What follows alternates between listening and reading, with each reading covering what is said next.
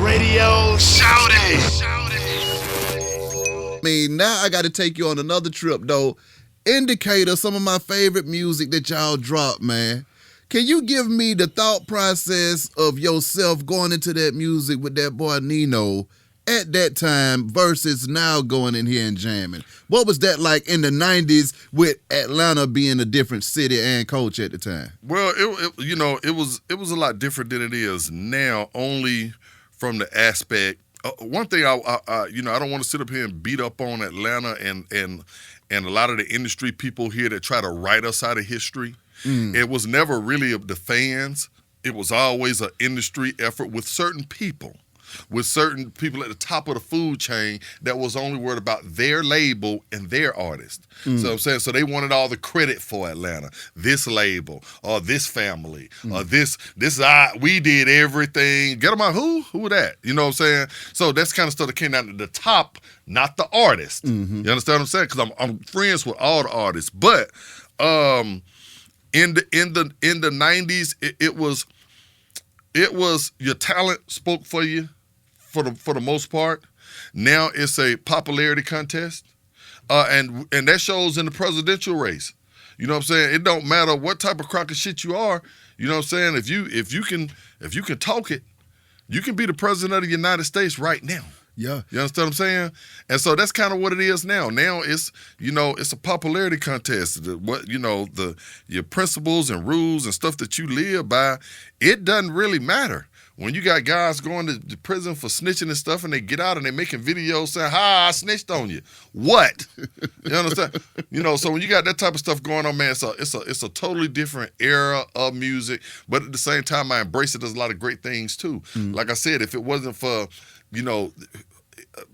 this type of where we at now, there might not be no Beehive, because there were people back in the 90s that would try to block Beehive out. You understand what I'm saying? That would try to blackball you because of what you do for the community, because of what you do for the people of the voiceless. Yeah. You understand? People are mad with you about that. Yeah. You understand what I'm saying? Man, why you on there talking to Wicked to Ghetto Mafia? We had don't buried him. You know what I'm saying? Why you on there talking to this person right here? We had don't buried him. You know what I'm saying? We did all this for these years to bury them and to silence them, and you getting them a voice. There's people be mad at you about that. Oh, I know. Yeah. I feel it. But see, the whole thing is that I got to take it back to the 90s with a theme song and say, they can't stop no player.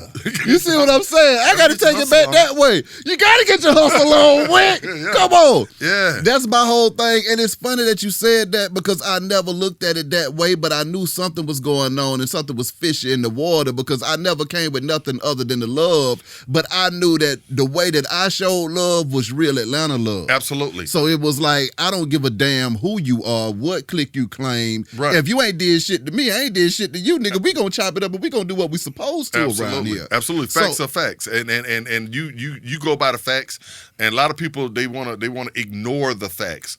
You know what I'm saying? That's just what people, a lot of fans think that, and this is how most people think. People think music started with whenever they start liking music. So if their first artist was so-and-so, and they start listening to 2003, then in 1996, Ghetto Mafia, Outkast, it don't count.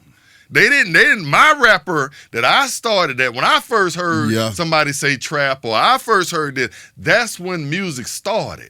You see what I'm saying? And you have that mentality. That's another black thing, we're gonna have to address. I'm calling out right now. If you are a rapper, we need to put together a 20-point questionnaire. If you don't pass your test, this like the what was the one we used to have to take when we graduated? The SAT, the ITBS, the SAT. We call the RAT. You motherfucking rat! If you don't pass the RAT, rap, entertainment, whatever the hell we gonna call it, we gonna think about that later. I'm with you. You can't rap. Hey, I gotta ask you this though, Wick. What goes through your mind when you think about the time that you spent in the industry? First of all, y'all did it big as hell during that time, and still legendary. But then when folks try to write you out of history or suppress your story and stuff like that, right? What goes through your mind from that standpoint as an OG having to deal with this shit 20 years after the fact, though? Yeah, I mean, I've saw documentaries after documentaries. ATL Hyde Rose. ATL was this. Who started this? Who started that? And one common theme, I always saw that, that Ghetto Mafia was always left out when knowing that, we ran this game in this city from 1992 all the way to 2000. There was no other show in town. And I can understand if we ran it for 3 months and we had one song. No, I'm talking about a decade here in this city. And so that's just, so to overlook that and be dismissive of that is straight hating. And I'd be upset about it. But it ain't the artist. Mm. It's not the artist. The artist show love. Mm. The artist show love. Like I said, it was something that was put in place indirectly or directly by the head of, the head of these companies and stuff. And people kind of out of sight, out of mind, they kind of rolled with it and tried to kind of wean us out. But I stopped all that. Mm-hmm. And you don't help me stop all of it. You and a lot of other people, man, but especially you. I don't stop all that. You know what I'm saying? You told me when we first did the interview, give them hell, Wick, and I'm giving them hell. They gonna know my story before it's said and done. If any rap out there that's listening, that you run around saying you started trap music, and I love them all. I ain't here to assassinate none of your heroes. Yeah. I know the heroes for Tip. I know the hero for Gucci. I know the hero for 2 Chainz. I know the Gucci, all of them. Yeah. But nigga, all y'all came to my shows and was like this right here. I was the first one off the porch. I was the first one getting y'all the game. And I know it and you know it. And you gonna say that. You ain't gonna give me $1 when you riding around in your Rolls Royce popping and talking. I don't want none of that. I just want when they ask you the story, how the South was won, you said then there was a group called Ghetto Mafia. Well, talk about putting Decatur on the map, though, as well, though, Wick. I mean, what was that like, putting a name and a face to the east side of Atlanta at that time, man? Because, I mean, it wasn't nothing like watching BET and seeing in Decatur. Well, it was at a time I didn't really feel it. Because I'm young, I'm fly, I'm flashy, what I'm saying? I'm getting money.